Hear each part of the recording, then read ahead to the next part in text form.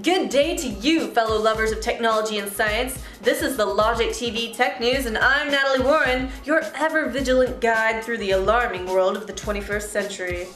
The gaming news will be coming back with yours truly, but first we need a semi-experienced editor and/or host to take over the technology news. If you're decent with video editing software, living in the Orange County area, and willing to work for very little once a week, then please email info@logictv.com. I want to get back to video games. Now, the US economy may be plummeting like an asteroid towards an unsuspecting dinosaur, but the T-Mobile G1, better known as the Google Android phone, is still the latest and greatest of recent smartphones. It is set to be unleashed upon the world October 22nd, priced at $179 US. A tad heavier but narrower than the iPhone, the G1 features a petite keyboard, handy trackball, and a high-resolution 3-megapixel camera. So far it all sounds pretty standard, but what's really lurking behind the white, black, and/or brown surface of this G1? Only the attempt of internet company Google to conquer the world of mobile advertising. With a Google-designed browser and a Google-owned open-source operating system, the G1 features a more powerful version of Google Maps with a built-in compass, 360-degree photos, and allows for Gmail users to be instantly notified when new messages arrive in their inbox. And you know what that means. One day you're getting instant notifications, the next you're the hapless meat puppet of an internet search engine turned dictator. Julio, my water please. Can't move. Too dependent on Google. Googlebot! Think Larry Page Bove, you're here. The New York Times has written a piece about the latest work time weight loss method. They're called Walkstations. The basic premise is simple. Walk on a treadmill while you work.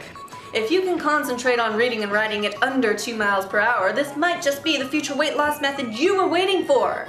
Global warming, turning our beloved planet into one big fondue pot.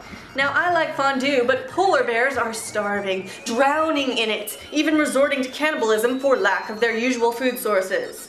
Promethean Power showed off its first prototype of a solar-powered refrigerator this week at the Technology Review MTech 2008 conference. Combining solar power with thermoelectrics, materials that create cooling or heat from electrical current, this standalone refrigeration unit is destined for a test run in rural India. Solar radiation doesn't necessarily have to be a bad thing, of course, unless you happen to be a polar bear. And speaking of radiation, the future of the human species could be at stake. A recent study in Ohio has some evidence that cell phone radiation can affect male sperm. Badly.